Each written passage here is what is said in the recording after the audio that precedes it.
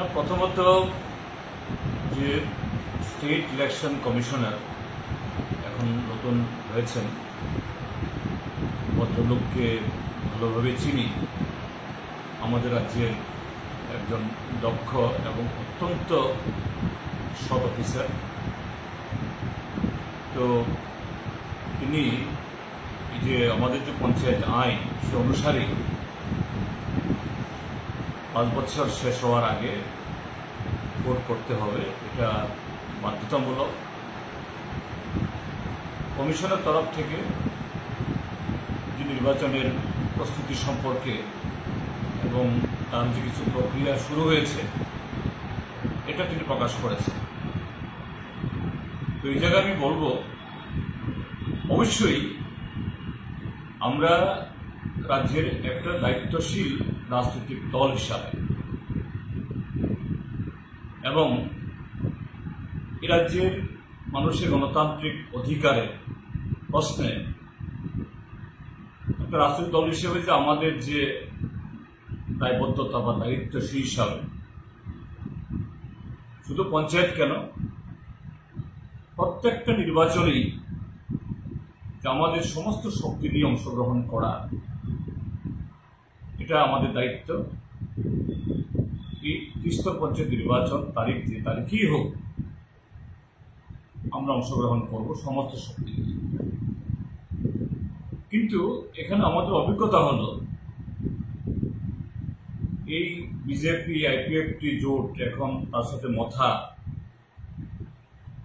আসার পর যে গত 6 বছর যতগুলো নির্বাচন হয়েছে কোনোটাই সুস্থ, স্বাভাবিক এবং আইন মোতাবেক হয়। পঞ্চায়েত নির্বাচন তো গেলবার, এটা সারা পৃথিবীতে এরকম ফ্রড নির্বাচন বলে কোথাও হয়নি। 96% আসনে বিনা প্রতিদ্বন্দ্বিতায় বিজেপি দল দখল করেছে। এবং এই মিটিং বা এই প্রক্রিয়া শুরু হওয়ার পর প্রাথমিকভাবে বিডিওরা বিভিন্ন রাজনৈতিক দলের প্রতিনিধি নিয়ে মিটিং করছেন। দেখা গেছে ইতিমধ্যেই সালেমা ব্লকে এরকম একটা মিটিংয়ে অংশগ্রহণ করে ফেরার পথে আমাদের লোকজনের উপরে আক্রমণ সংঘটিত হয়েছে। গতকাল না পরশু বোধহয়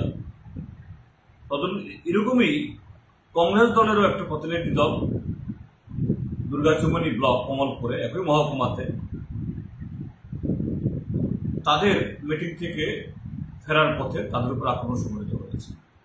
অর্থাৎ বিজেপি দল এদের যে জনবিচ্ছিন্নতা, সুস্থ স্বাভাবিক শান্তিপূর্ণ ভোট হলে কোনো নির্বাচনেই এদের জিতে আসা কঠিন। কাজে শুরু থেকেই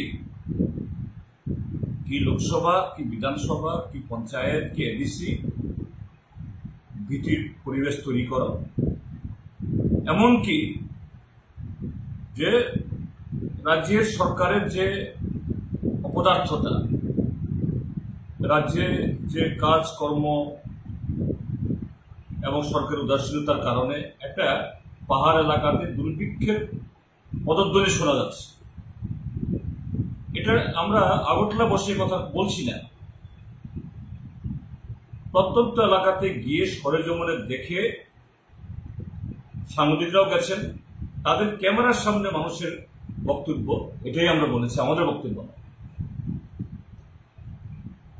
যেটা গতকাল কেন বিরোধী দল এইভাবে এই রাজ্যের তাদের যে ব্যর্থতার নগ্ন ছবিগুলো তুলে ধরছে, কেন সরকারের ব্যর্থতার কথা প্রচার করছে, তার বিরুদ্ধে মিছিল করছে। কিন্তু আমাদের যে জনগণের যে অভিযোগ, আমরা যেটা মিডিয়ার কাছে আনলাম, এটাকে সরেজমিনে তদন্ত করে তার সত্যতা যাচাই করা, সত্য তো বটেই,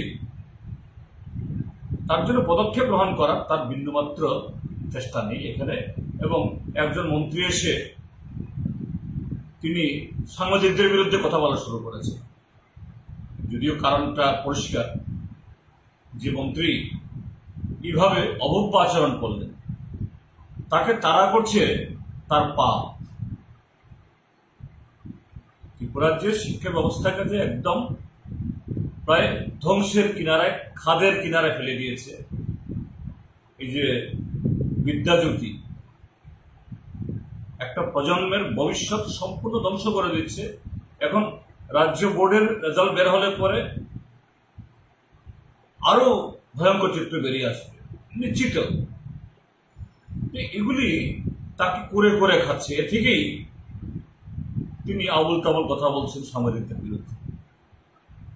এবং শুধু শিক্ষা দপ্তর না, বিদ্যুৎ, কৃষি, যে দপ্তরে তিনি গেছেন সেই দপ্তরটাই শেষ হচ্ছে।